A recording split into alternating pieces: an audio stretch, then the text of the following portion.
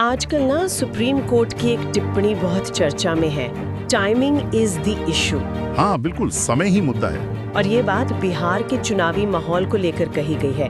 वहाँ चुनाव नजदीक है और ये मतदाता पहचान दस्तावेजों की नई सूची, इसने काफी सवाल खड़े कर दिए हैं, कानूनी भी, राजनीतिक भी। सही कहा, बिहार में वैसे ही माहौल गर्म था, लेकिन ऐन मौके पर सुप्रीम कोर्ट का ये पूछना कि भाई आधार, वोटर आईडी, राशन कार्ड, इनको अनिवार्य करने का यही समय क्यों चुना, इसने मामले को एक अलग ही मोड़ दे दिया है। ये अब सिर्फ एक प्रक्रिया की बात नहीं रही।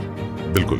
तो आज हम इसी पर थोड़ी गहराई से बात करते हैं। जो भी जानकारी उपलब्ध है उसके आधार पर समझने की कोशिश करेंगे कि ये कानूनी पेच क्या है।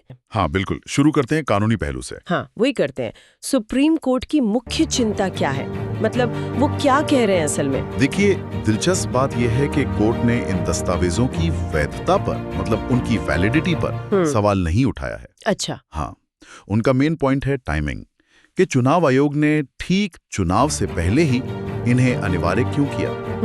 चुनाव आयोग का अपना पक्ष है, वो कह रहे हैं कि ये संविधान के अनुच्छेद 326 के तहत है, उनके अधिकार क्षेत्र में है। अनुच्छेद 326, हाँ, वो जो आयोग को मतदाता सूची तैयार करने और चुनाव कराने का अधिकार देता है ना? बिल्कुल बिल्कुल वही। चुनाव आयोग का कहना है कि ये कदम जरूरी है चुनावी प्रक्रिया को साफ सुथरा रखने के लिए, पारदर्शिता के लिए, ताकि सिर्फ सही वोटर ही वोट डाल सके। और ये दस्तावेज पहचान का एक मजबूत तरीका है, उनका ये मानना है। हाँ, सबसे भरोसेमंद तरीकों में से एक। लेकिन अदालत का सवाल प्रक्रिया पर उतना नहीं है जितना उसके समय पर है, कि अभी ही क्यों। और यहीं से राजनीति शुरू हो जाती है। हाँ बिल्कुल। जानकारी ये है कि राहुल गांधी, तेजस्वी यादव, मतलब विपक्षी नेता कड़ा विरोध कर रहे हैं। प्रदर्शन भी हुए हैं, सुनने में आया है। हाँ, विरोध तो काफी मुखर है। उनका मुख्य तर्क क्या है, वो क्यों विरोध कर रहे हैं? विपक्ष का जो मुख्य आरोप है वो ये कि चुनाव से ठीक पहले ये सब करना, खासकर बिहार जैसे राज्य में, ये असम में कोशिश है। कोशिश? कैसी कोशिश? उनका कहना है कि ये बड़ी संख्या में गरीब, वंचित और ग्रामीण वोटरों को वोट डालने से रोकने की कोशिश हो सकती है। तर्क ये है कि बहुत से लोगों के पास, खासकर जो हाशिए पर हैं, उनके पास शायद ये सारे डॉक्यूमेंट्स एकदम से रेडी ना हो। अच्छा, मतलब प्रैक्टिकल दिक्कतें आ सकती हैं जैसे? हाँ, चिंताएं तो हैं। जैसे मान लीजिए आधार कार्ड में नाम या पते में गलती है। हाँ, वो तो होता है कई बार। या राशन कार्ड पूरे परिवार का है, मुखिया के नाम पर, या किसी के पास वोटर आईडी ही ना हो। अब इन सब को बनवाने या ठीक करवाने में टाइम तो लगता है। और चुनाव से ठीक पहले ये सब मुश्किल खड़ी कर सकता है कई लोगों के लिए। बिल्कुल।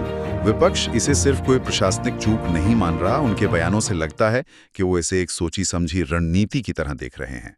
तो ये एक तरह से संवैधानिक अधिकार और जमीनी हकीकत के बीच का टकराव हो गया। हाँ, कह सकते हैं। एक तरफ चुनाव आयोग है जो प्रक्रिया की शुचिता की बात कर रहा है, और दूसरी तरफ लाखों लोगों के वोट देने के अधिकार पर असर पड़ने की चिंता है। बिल्कुल सही। और इसी टकराव के बीच सुप्रीम कोर्ट का वो सवाल, समय ही मुद्दा है, बहुत महत्वपूर्ण हो जाता है। हाँ, क्योंकि वो सिर्फ नियम नहीं देख रहे हैं, बल्कि ये भी देख रहे हैं कि उसे कब और कैसे लागू किया जा रहा है। एग्जैक्टली।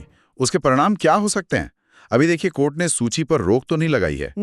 नहीं, रोक नहीं है, लेकिन सवाल पूछकर एक तरह से गेंद वापस चुनाव आयोग के पाले में डाल दी है। अगली सुनवाई 28 जुलाई को है, तब शायद कुछ और साफ हो। तो लबलुबाब ये है कि चुनाव आयोग अपने अधिकार की बात कर रहा है, विपक्ष कह रहा है कि ये वोटरों को बाहर करने की साजिश है, और सुप्रीम कोर्ट पूछ रहा है भाई अभी क्यों।